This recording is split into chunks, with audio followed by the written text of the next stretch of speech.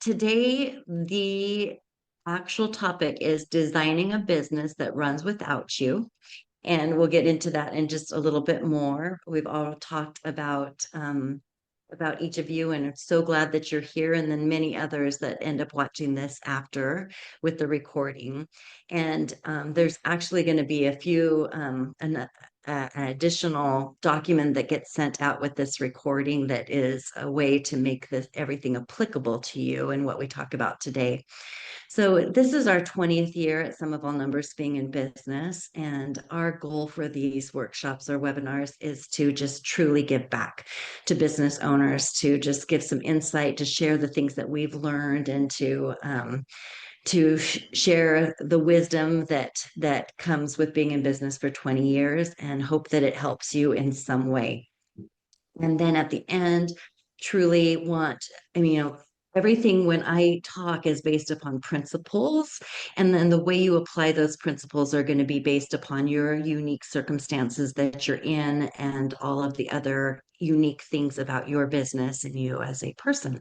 So it's the Q&A, I think, is one has been one of the most valuable parts of letting this sink in for each one of you, because you're each in a different trajectory or a stage of your business. And so it kind of solidifies like, okay, you talked about this principle, but what does that mean for me? So I want to, as always, encourage you to stop me as I'm going, that this is something that if something doesn't make sense or you need some more clarification, then to raise your hand or chat. That's AON is really good about having me stop, because I will get very focused and may not see that, but I encourage that for you to ask those questions, because more than likely somebody else has the same question, especially because you're just hearing the words I use and maybe the way I say something doesn't make as much sense. This is our team. In fact, it's half of these people aren't with us anymore, which is also a part of the trajectory of having a business, is that when you make changes, then usually people downstream don't always care for that. And so it's very interesting for me to be in this spot and look back upon almost 3 years ago, 2.5 years ago, and say how much has changed just because of decisions you make at the top and people downstream say, this isn't what I signed up for. I liked it the way it was before. And that's okay. And so I just want to share that with you. We are profit first professionals, and you'll hear me lean on that a lot. And that just is a way of making sure that you as a business owner are paying yourself and moving in the direction of having the money and the time for yourself, for the reason why you started a business. And we're going to talk a little bit about that in today's as well. All right. So I want you to think about the decision that you made about starting your own business, being your own boss, and the dreams that came with that. And most of the time, I think it's we have an idea and we get encouragement from talking to somebody and say, you can do that. I'm really good at that. I want the freedom. I'd like to be able to control my own destiny. I would like to have a little bit of flexibility. All of those things come into running your own business. And there is a little bit of a like shiny star that just says, boy, I could really build something and change the world for better, and put my own spin on it without anybody else telling me what to do, because I get to make all those decisions. Whatever the reason for you opening up your own business and being an entrepreneur, there is a what happens at the end of it, and what does it mean by the end of it. And I've often thought about, Coca-Cola and Nike and Sony and all those companies that probably started off, even Apple started off with, the amazing stories of how they started off in a garage or with the little dream or whatever else it was. And love those stories of just the success stories.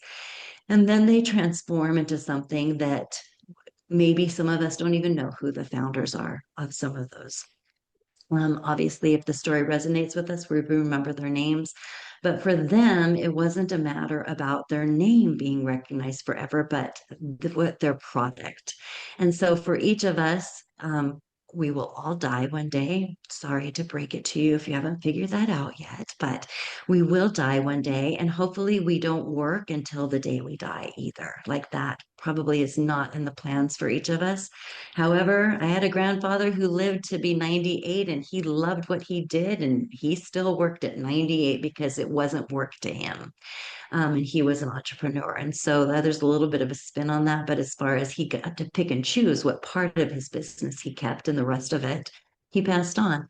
So most of the time, we don't think about what our exit strategy is, but a lot of the times there is a big, like, I could sell this for millions. And we hear about those companies that just built something amazing and then ended up billionaires or whatever else it will be. Whatever the end is, that this is the conversation today about starting to bake it into your business right now. And when I say it, that each one of you are in a different stage in your business. Some of you don't have enough money to hire an employee. So, how would I delegate anything if I don't even have enough money to hire an employee? Some of you are at the point where it's like, yeah, that's going to come, and I've got some team, but I don't trust anyone. Some of you, we've got a great story where this man is like, oh yeah, I'm gonna build this business and my son's gonna take over. And that was great until his son put his the 2 week notice. He's like, this is my 2 week notice. I don't want to take over your business. And that's how that happened. And so, whatever it is, it really doesn't matter. You do not have to know what the end game is going to be. You just can make sure that your today's whole thing is, how do I walk the best pathway along so that um, I am leading towards something that somebody else would be able to take over for me when that time comes. And if we look at this, and I'll put the references at the end of this slide deck as well, but this comes from Mike Michalowicz, who wrote Profit First. He wrote the book Fix This Next. And he talked about the hierarchy of a business. And this is a direct parallel to the hierarchy of human needs, in the sense of what he said: for a human being, we all have to eat, don't we? And if you don't eat, then your body will not function and stuff. But you know what? There's something even greater than eating. And if you can't breathe, you're not even thinking about what you're going to eat. If you are underwater and you're drowning, you're not thinking what I'm going to have for dinner. You're thinking, how am I going to have my next breath? And so in the human body, you've got breathing and eating and shelter and comforts and all of those things that come up with the hierarchy of our existence. And what with if you go up, if this were our eating, then you can go up, but you would not, or you have to satisfy that before you can go up, but you don't have to worry about the breathing part. And so all of these areas are something that we could have an entire workshop on, of like, what does it mean that sales? What does it mean to have profit? What does it mean to have order, impact, and legacy? But we're really going to be talking about legacy today. And not legacy in the sense that you're going to be famous, but it is that creation of permanence, that it does no longer, your business can exist and can have a sense of permanency even after you are no longer in existence. And this, you can see, this is, most of us are down here and we're in that place of, what am I getting out of my business? And at this point is, what is my business giving? What is my business giving to others and giving back to me versus what am I getting from my business? So it's a very, very different. And so I want to first and foremost point out that Some of All Numbers has been in existence for 20 years. And we have gone to the place where the person who founded this company no longer works from the company. So she's figured out how to be able to pass it on, and to have me be guiding and directing this company. And she created it, and we had we stepped once into permanence. And guess what? Then we fall all the way back here and we've been working on our sales, haven't we, Alan? And then we go up here and then we work on our anyway, you just can go up and down and up and down. So the whole purpose of this slide, though, is to let you see where this triangle is, and that we're really talking about this pinnacle here. And then for me, my goal is that at the end of this, that you say, okay, this has to be part of what I think about because in if I when I decide to stop working, I'd like there to be some value at the end of this instead of just closing my door and walking away. I would like somebody to want to buy this, or I'd like to be able to pass it on, or I'd like it to be able to go on into perpetuity without me, or whatever it might be. And so that's what we're talking about here today, but that it might be decades from now that that happens. So just acknowledge that. And this isn't anything that you have to think like, oh my gosh, I haven't done anything yet, or how am I ever going to get there? Please don't think in that way. All right.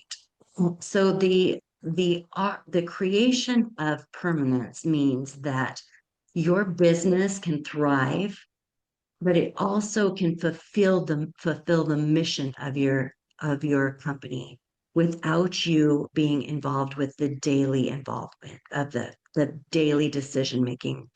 So the mission of Sum of All Numbers is to drive entrepreneurs toward a financial peace. And I can say at this point that our company could probably do it 80% of the time without me, but I'm still too tied to that mission statement on a daily basis to say that it would be permanent. If I walked outside and decided I'm never going to come back, but there would be a huge disruption and the permanence wouldn't be there and they would fall back down that triangle.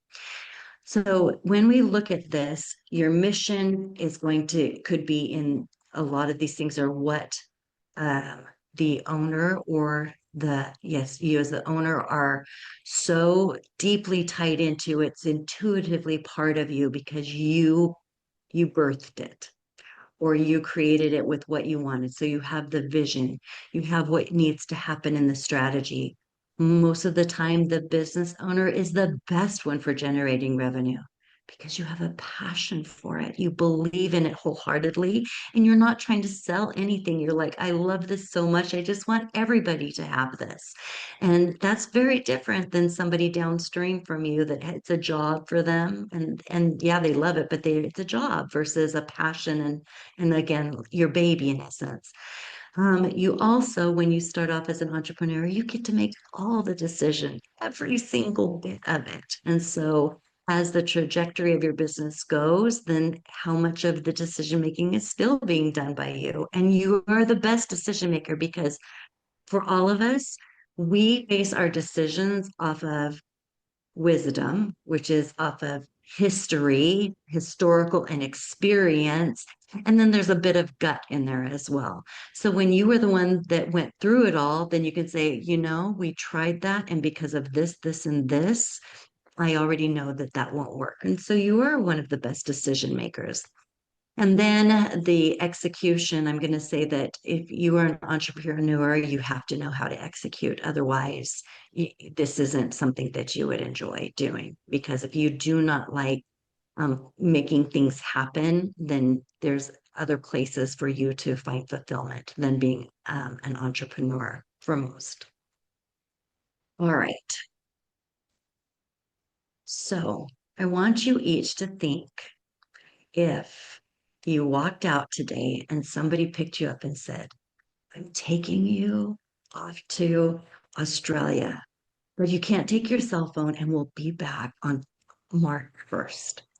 What would break first in your business? Oh, everything. And for some of you, you are the owner and there isn't anything. And it's not very fair because most of us don't just disappear, but there are people that things happen, but we're not talking about that we're talking about planning and being intentional. But really start thinking about like, hey, what things would break first? What would we see that would happen? And so on a personal side, my daughter in 2023 said, "Hey, mom," 2024, "Hey, mom, I'm gonna have a baby." And I was like, that is so exciting. And this was not going to be her first. And so, okay, that's great. "Hey, mom, it's twins." And at that point, then I was like, okay, I know what needs as a mom of the mother of the new babies. I knew that I was going to go and I was going to need to go and help her, that there was just going to be those babies might not need help, but my daughter was going to need help. And who else? Who is the best person but a mom to do that? And at that point, I had 8 months, 7 months, 6 months that I would tell my team every day, "You guys have 6 months to figure this out because in 6 months, I'm not going to be around here to help. You guys have 5 months. This is the type of thing that I don't want to have to be in this decision. What do you need to have more clarity on this?" And we had that much advanced warning. And sometimes you have that too. Or if someone wants to buy your business, sometimes they retain you to make that transition a lot easier. And so at that point, it became very clear because I was watching with a hawk eye. And it was one of my goals to get me out of a lot of the day-to-day pieces. But my daughter having twins really, really, really made it come to the forefront with everyone. And guess what? The twins came, and for 8 weeks, I worked remotely for only 2 days a week, if that. So I wasn't completely gone. And all the cracks showed. It was a beautiful, beautiful experiment of testing what you want to see what happens because I was not out of commission. It was by choice. I was out of commission, but I was still accessible. So most of us don't get the chance to say, "Hey, I'm going to go do this thing. I'm going to be gone for 2 weeks, 3 weeks, 4 weeks, 5 weeks, 8 weeks, whatever it is." So the first thing in this, and I'm going to give you a lot of tools. And so, of course, you can write things down, but know that you'll have this recording to refer back to. But one of the first things that needs to happen and is that when your business grows and you're ready to hire the first employee, or when your business grows and you are feeling tapped out, or when you're trying to think about, "Hey, how do I get myself more and more out of this?" Because this is applicable in all of three of those situations. You truly have to just write down everything that you do. And usually a week is a good enough time for most of us. So we have a client that she was feeling very stressed out, did not know what to do. She's like, "I can't even tell you what I would delegate." So she just had a piece of paper on her desk, and every time she got pulled someplace to do something, she just wrote it down. And by noon, there were 40 things on her list on the first day, 40 things. And it was very, first of all, it's very validating to be like, "What's my problem? Why am I so stressed out? Why am I having a hard time? Nothing's changed." But then you got that right there for you to see, "Oh my goodness, well, the bank called, you rejected our credit card," or, "Hey, we just got a fraud alert," or, "Oh my gosh, the cell phones are down there," whatever else it is. "Oh my goodness, the internet." I mean, think about everything that it has to do with running a business, not just your business alone. "Oh my goodness, the person that met me 2 years ago wants to meet with me again. They chose to go with someone else, but they want to come back. What did I tell them before? What did I quote them before? What is it that, all that, like, where do I even look about what I said and what did I tell them our pricing was because it's 2 years later? How do we bridge this gap and seal it?" All those pieces are things that cannot, until you have to write it down, then you don't, it's not a sales call. It's a historical previous potential client sales call with a quote that got lost or that I lost the sale. And you start writing those things down and you don't worry about what to do with it next. You just get it out of your head and you get it down on a piece of paper. So again, this is not something that I'm not going to tell you, "Hey, do this once a year." No, you do it when you're at a transition, when you're looking for the transition of the next step in your business, or when you're like, "Why am I so tapped out?" Or I need help in some way. Okay. At this point, you have got a list. This is from another Mike Michalowicz book, of which Those are the ones there are more than Mike Michalowicz books that I'm going to reference today, but these first two slides just happen to do this. Now you take that list, and this is everything that you do for a whole week. And if it needs to be more than a week, some things only happen once a month or whatever, but you can fill in the gaps of like, oh, there are other things that I do that didn't happen this week. But in essence, we're trying to capture every little item. And I put this just here in four quadrants right here. And whether it's on the computer or if it's a piece of paper, whatever it is, and you really go through and Mike loves things that are acronyms like the 4Ds, but then you have to have a definition of it because you're like, well, what does designing mean? Because he needed it to be a D word.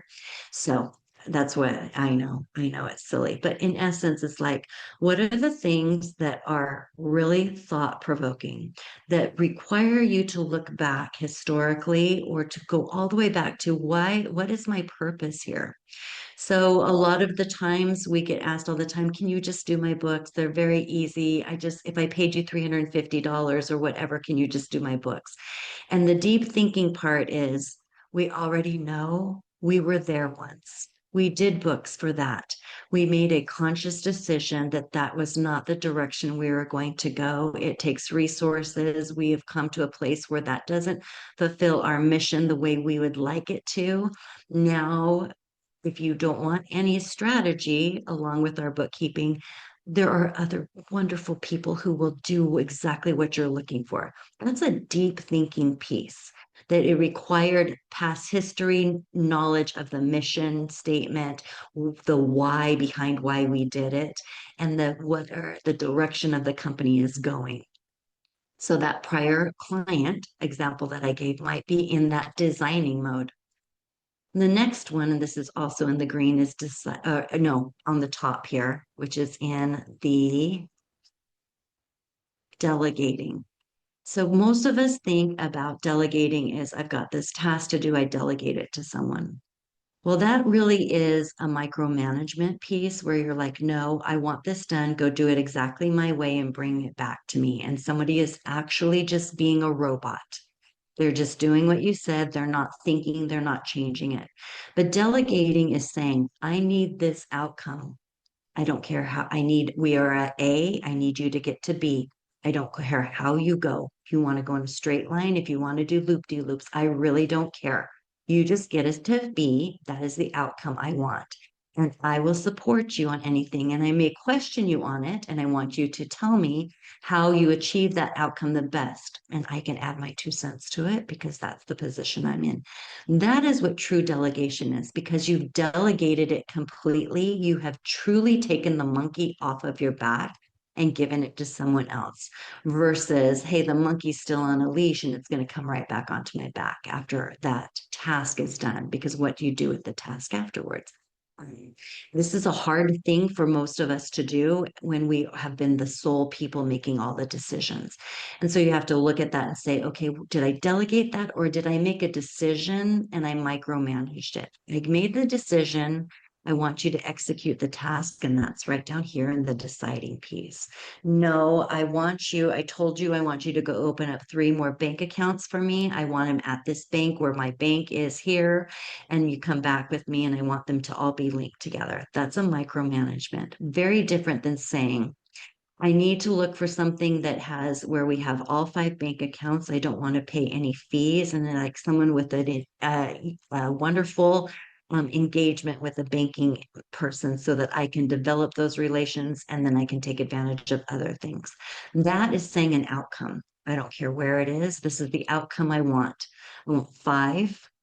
I want a relationship and I want to be able to achieve those next goals of what needs to happen. That's an outcome and that's a delegation. But deciding is saying, no, it needs to be there at the bank. I've always done things. You're going to go talk to John. That's the person I always talk to and that type of thing. That's the deciding. And then there's this last one, and this is where most of us are, is where we're doing. We're doing the things in the business. We're directly tied to the customers. We're directly the ones that are making the deposits in the bank. We're the ones that are paying the bills, and we are the ones that are changing the contracts, whatever else it is. So we go through this exercise, and all we do is we categorize, and we categorize where these things are.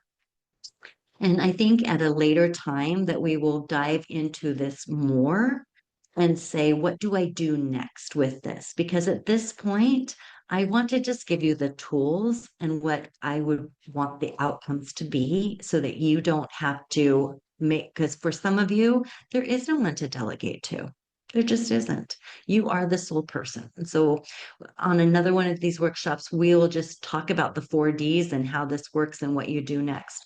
But for right now, what I want you to know is that when you get to the end of the trajectory of your business where you want, or are you looking for that 4-week vacation or that 8-week vacation? And for me, what ended up happening was that I delegated a whole bunch before those twins were born. And I wasn't really making any decisions except the money. And I was not ready for someone else, nor was that person ready to accept the money. And I was coming back. And so the only thing, and that is part of the doing, and money is a touchy thing. And I am actually a firm believer in having you control your money because somebody else, guess what? It's really easy to spend somebody else's money. And my business is to make sure that you have cash flow and you pay yourself. And as soon as you let somebody else control your money without barriers and limitations on it, then I see what happens, and you lose sight of that. But so what happened was that was the one thing that didn't go is that the person who was handling the doing on the money, I was still a matter of deciding on the money. And so that was part of my 2-day work week was a check-in for the money part of it. And I was okay with that. And had it been that I was going to truly be out of commission and not able to even take that call, then we probably would have set it out and said, okay, for these 4 weeks, you have permission to do this, this, this, and this, and then put some barriers around it. But because I wasn't going to be. So at this point, you can see what areas would be like, all right, this is where they are, but then you could go back and circle it and say, if I were gone for 4 weeks and with the team I have or whatever, this is something I wouldn't give away necessarily. But when you truly are looking at not just the 4-week vacation, but the true exit from your company, you want to be in a place because the thing is, when your business is in a place where you, as the owner, are just doing the deep thinking, your business is running without you. And guess what?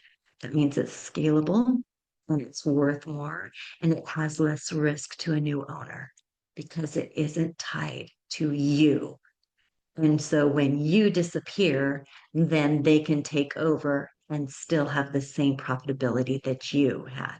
So this is what we all aim towards, and maybe it's decades from now, but this is what we're aiming towards when we get to that end. And I'm going to dare say that Nike and Apple and Coca-Cola and Goodyear and everyone else that Kellogg's, all of those, that they got to a place where the owner was just doing that deep thinking and the company could run without them. And then guess what? If the company ran after the next person took over and the company ran when the next person took over, and that's why they're in a legacy stand. They're here to stay. And as long as someone's running it well and outside forces don't take it down, then they can continue in that legacy piece. Okay. All right. So now we're going to talk about that we've got the tasks and those things that take place with what you do as the owner. If you have other employees, we're not focusing on that, but you can see they could do the same exact thing of where their time was spent. And if they were going to want to be promoted, how you would pass that down and such. That's the design or the system of your business. And so this is not about being exiting. This is about designing a company that has those tasks in the right places, with you doing the majority of your time designing And then also realize that designing this is not something that happens overnight, but it's kind of a rinse and repeat, rinse and repeat. Okay, wash, rinse, repeat. I'm going to put in together a process that we're going to walk through right now. And then we're going to try this over and say, all right, yep, that worked. And I'm going to say for me, the twins are now 15 months old.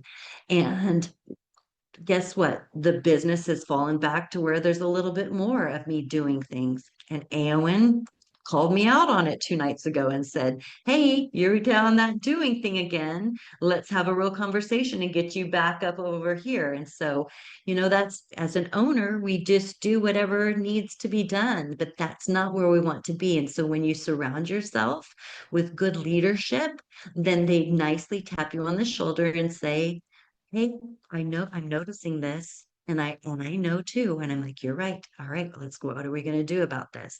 Again, this is part of the design. We didn't have a leadership team 8 years ago. Now we have a leadership team.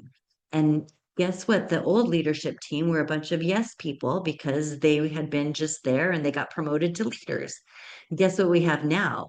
Real leaders who will confront me. That's what you want in a leadership team, who feel like they can be honest with you and call you out on things. Again, it's not a sprint. Oh, look, spring. I put spring, sprint. That meant to be sprint. Sorry for that typo. It's a marathon of this. All right. So we're going to talk about the core components of making this, of all these decisions on our task. And these things are from the E-Myth and Built to Sell. And again, I'll put those resources at the end so you don't have to remember. But we're going to talk right now for the rest of our time on a documented process, role clarity, and authority levels.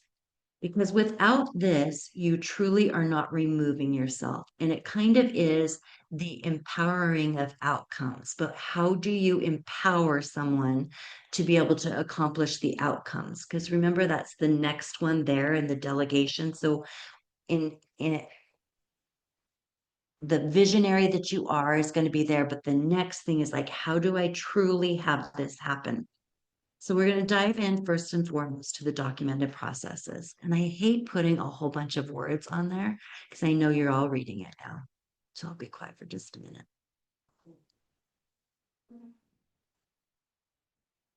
All right. A documented process. This is asking ourselves, and it's only on the most important things. Well, what are the most important things? Money and the people who provide us that money, serving those customers. So we're not talking about cell phones and internet services and insurance policies on this, are we? We're talking about some real key things that you learned as a business owner and you know better than anybody else because you lived it, you dreamed it. So now it's like, all right, well, what starts this process? Okay, well, let's just take the customer journey. Well, someone talks to me and they ask about, hey, how do I do business with you? That's the trigger. Well, where did they talk to me? And what do I need from that person? And what do I need in order to answer that question, in order to convert them into a customer? And what choices do I have to make? What are our offerings? How do I know what those offerings are?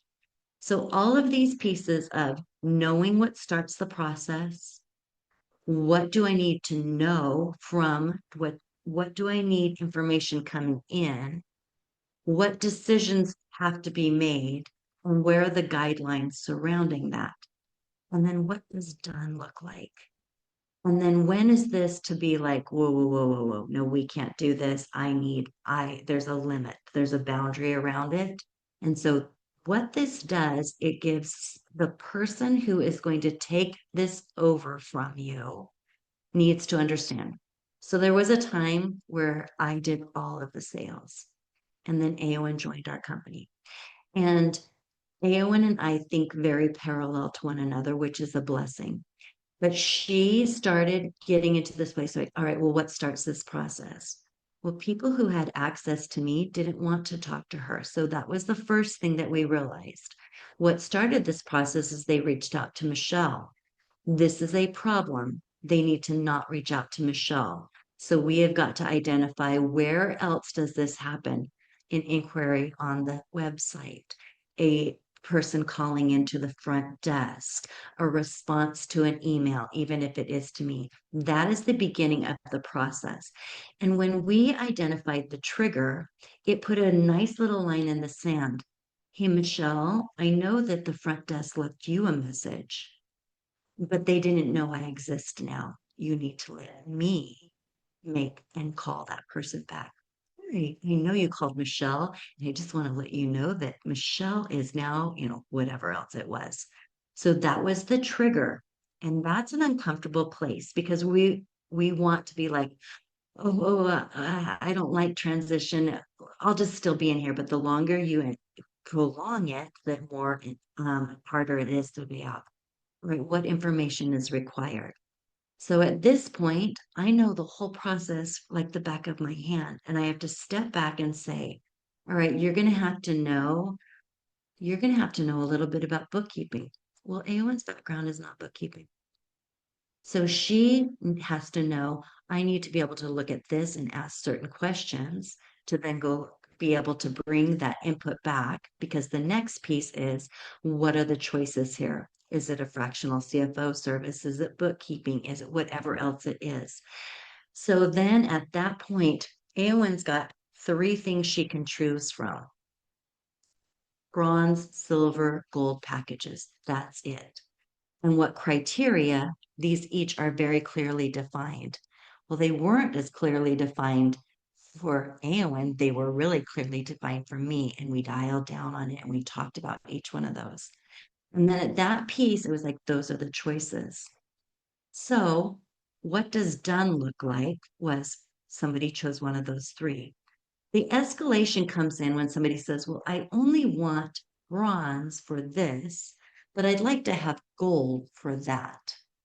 That immediately, at our trigger point, put that into an escalation. We said, it was a joint thing. I'm not comfortable making what decision what happens next because it affects CAP and customers. And so it escalated back to me. And so then we walked through it until 2, 3 times. And then she's like, got it. And I knew she got it because I could then clearly define the information that was required to then decide what choices were made. Now, there used to be, I would say, once a week, she'd have me come in on a call. Then it was once a month. Now I can't even remember the last time I had to be pulled into a sales call because we've just completely done this and the escalation rule has saved another layer off and shaved another layer off. That's kind of what the writing it out is and testing it and then revising it. Now, I had a person here that we did it live with. For you, you may not. So this is where you lean on an advisor, a friend, a spouse, someone else and say, does this make sense to you? What would you ask me about this? And so on, so that you can put something in place there when you think, and a lot of the times it is a salesperson. Okay, I'm going to bring in someone and I'm going to bring in a salespeople. I get this all the time. I'm going to hire salespeople. I'm like, great, what are they going to do? They're going to do sales for me. Oh, do they know your business? Oh, no, but they're a really good salesperson. Oh, okay. So when they go sell a roof and they've never sold a roof before, what if they do it the wrong way? Well, they have to follow my processes. Well, what's your processes? Oh, oh. Do you see what I mean? That you get this out. And in that case, thankfully, that person had someone to bounce it off of and ask those questions to be like, oh, I don't know what it is. And if it's written down, it's easy to hold somebody accountable for it as well. Any questions on this point? This is the documented process, identifying these pieces, these 5. Look at. Do you notice there is no acronym because this wasn't from a Mike Michalowicz book? He'll appreciate this. I did. I was like, Tidrow. Nope, probably I know. I not. was like, it's going to get back to Mike. If it were Mike, there would be an acronym. All right. Okay. I'm going to talk about role clarity. This is the next area, and this is one of the hardest things for entrepreneurs. First of all, we're big picture people. We think in big things. And for the most part, we're not fine details. Otherwise, we might not be in the business we're in. And that's not to say everyone, but in generalities. And so the next part that's hard is that because we do everything, then we're like, why do I have to define what someone else would be doing? And the reason for it is that it only causes confusion, it causes a demoralization, it causes frustration when it is not clearly. Now, do you realize that I didn't say a job description? I put a role clarity because sometimes you can only hire for a certain job, but you envision it turning into a different role. So if you look at our organization chart, ours have roles on it, and the roles are sometimes left blank. I would like to have a marketing director. That is a role that I want. I don't have a marketing director. There are tasks underneath that role that get delegated to someone else because I don't have that role filled with a job. So I know this is a little bit blurry between the two, but the reason why I say role clarity is what does success look like in this role? When you can say that, well, success looks like in a marketing person that we have regular, scheduled, and recurring marketing efforts. And we check those efforts and make course corrections on a monthly basis. And that our return on our investment is 3 times, 4 times, whatever else it is. Each one of those things can be measured. And success in a role always has not the task, but what the success looks like. How many, how many recurring efforts did we make this week? We only made 3. Well, how many did we do the week before? 5. All right, I want regular, and you set whatever expectation is there, and you have a measurement for that. That's what success looks like. ROI is something that you can measure. So it's not a matter of saying, hey, I want you to be in charge of our marketing, and you're successful if you're in charge of our marketing. And it's not a matter of having tasks. I want you to post on Facebook and LinkedIn. It's a matter of, I want this many campaigns and I want them to be regular. It could be whatever is the best thing there. That allows you then to create outcomes. There's the outcomes with measurable key metrics. So it's not a matter of, we look at this and the first question that got asked, well, what does it mean to be a bookkeeper? What does success look like to be a bookkeeper? I'm like, you get your job done. Like that was my answer. Get your job done. Don't make mistakes and get things out on time. I know. And then the person who was walking me through this, like, that doesn't work. And I'm like, well, what do you want me to say?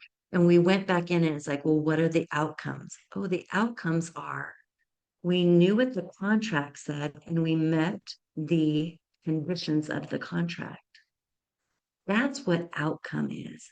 It's not that it was on time, it was that we fulfilled our commitment to the contract and that we knew. So now we have something to measure it by. What percentage were we on time for this week? What percentage were we on time for this week? What percentage were we on this week? So now it took a little bit of twisting it, asking in a different way, and questioning it to get the outcome with a key metric that was associated with it. The next piece are all the tasks that are performed in that role. It's a little bit more of like, you should be doing this, you should be doing this, you should be managing your team well. Well, what's the outcome of managing your team well? No one's put on a performance improvement plan, or no one has to be reprimanded, or whatever else it might be. Then for each task, identify the outcome that it connects to. Remember, your outcome is contracts out on time, and then manage your team well, or whatever it might be, and then you tie that back. And then any tasks that are not tied to outcomes, you either eliminate it and say, this is not going to be part of this role. Can go to someone else, because this makes it very clear what is expected by this person who might be sitting in here with this role. If you can't do this, you can't scale. And then it's the design of the company as well, so that regardless of who's sitting in that role, it becomes very clear. Now, these aren't stagnant. This doesn't stay here and last for years and years and years. It's going to morph over time. So, what happened to me was, as I made the role clarity very clear and decided the direction of the company was different, the roles changed. And what happened? The people that were with us before, they had bought into what the role clarity was, and I changed it. And they said, this isn't for me anymore. And that's okay. It is okay. A lot of the times you have to lose amazing people when you're to get to whatever the next level is. But the role was very clear. And guess what? The people that I have sitting in those seats right now, they're 100% bought into this. I don't have to fight against anything. I don't have to convince them. I hired them based upon that. And it's not an object anymore because it was very clear. And they also know what these outcomes are, and they watch it and they monitor themselves because it's based upon outcomes, and they want those outcomes more than I want the outcomes. I mean, I want them a lot, but they really do. All right, last bit. All of this doesn't make any difference unless there is a level of authority. So one of the hardest things is that, well, we can make a decision, but Michelle's just going to make up her own mind anyway. Well, your company you cannot remove yourself if everyone feels like whatever I do, she's just going to override it or whatever else it is. So you look again on this of saying, what are the decisions that come to me?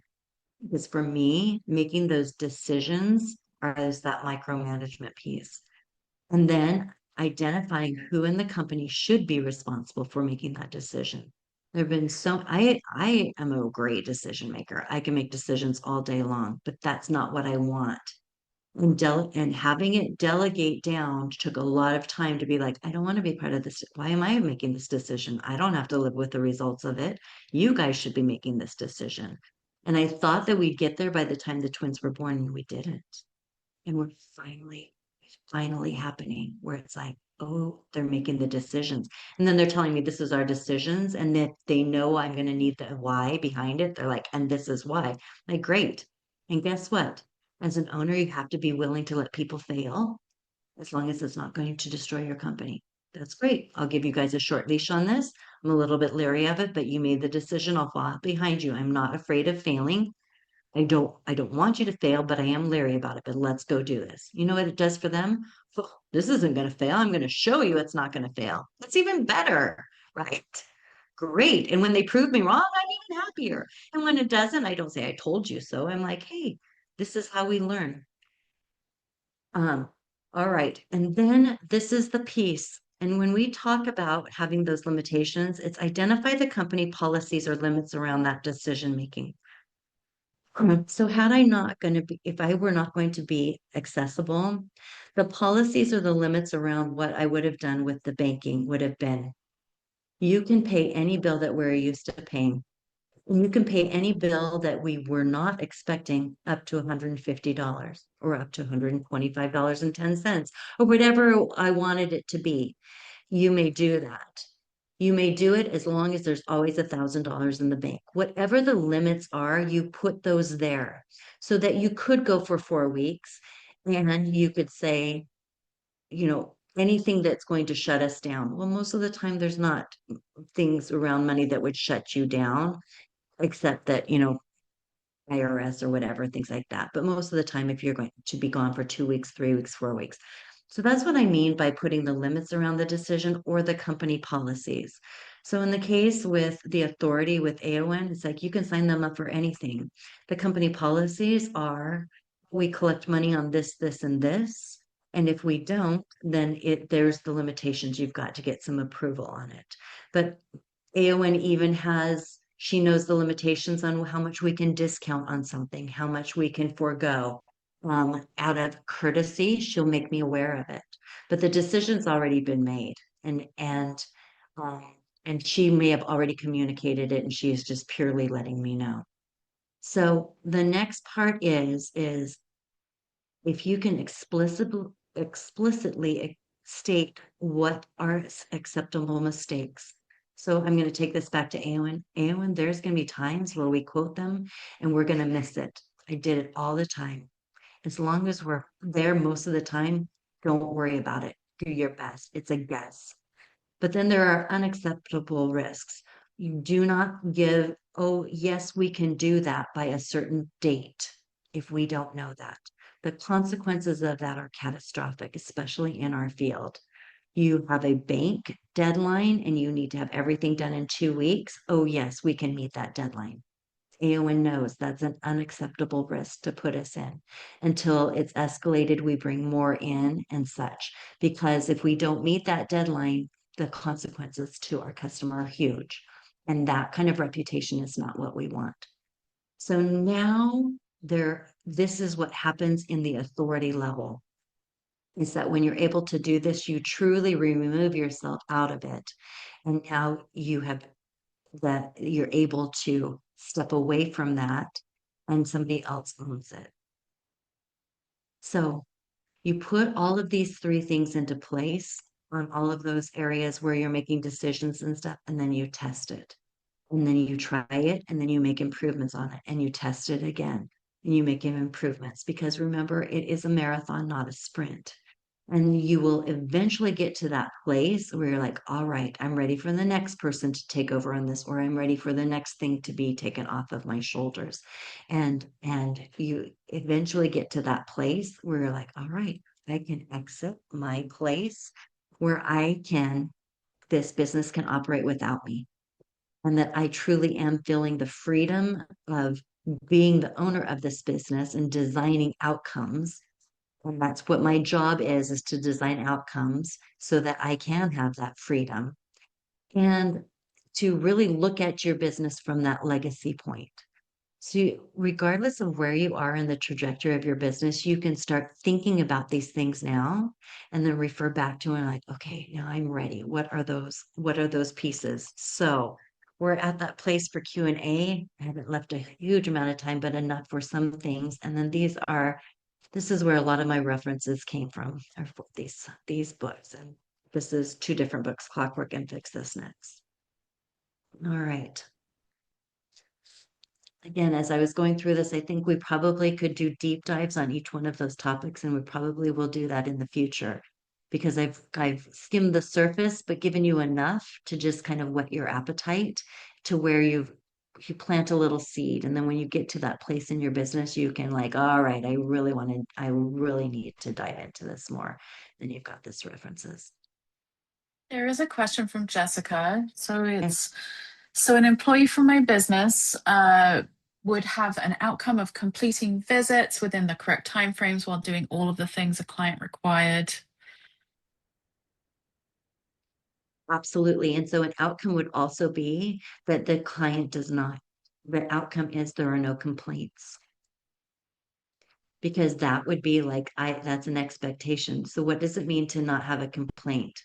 Well, what are the tasks on that? Pay attention to what they say. Make sure that you're paying attention to the exact things.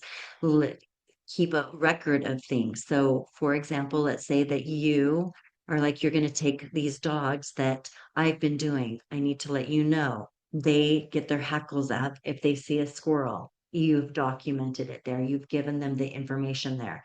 So please let them know that, okay, whatever else it might be. And so those are also part of it, is that what other outcomes, that if there's not a customer complaint, and that you could check it off, and that another outcome might be that there is that is the that the files are documented correctly, almost like a history that might be, perhaps. And if you choose to have that in your business, but when you look at it and scaling it, how is the next person? I mean, you're like a medical office. How is the next person to know what this dog has been through and what this dog has done? And hey, this dog doesn't like sirens. This dog doesn't like whatever else, triggered by the, when anyway, all those things. And you have to pass down the knowledge of things that you've learned and then say, how do we make this into a system that somebody else can follow? And then say, what are the outcomes in regards to that system? That's the type of thing that we just do intuitively because it's our passion. So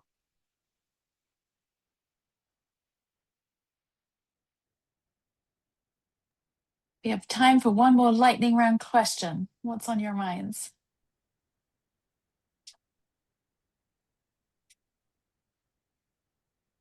I'm curious if anyone thought of like a task that they haven't documented but will from now on, or oh, we've got Paula. So how much is written down? All of it. Yeah, good question. How much, Michelle?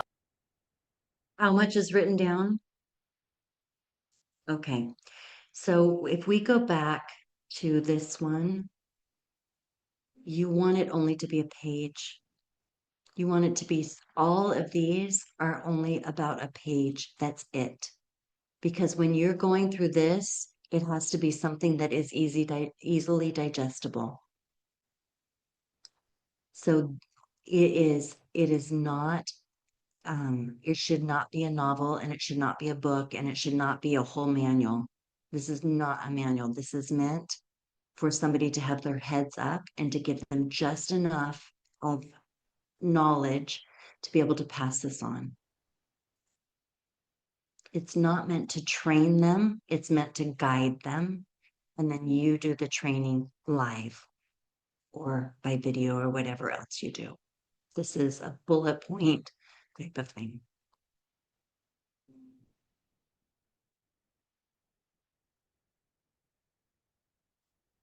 Thank you for asking that. That was one of the pieces that I meant to say and just overlooked it. So I appreciate you asking the question.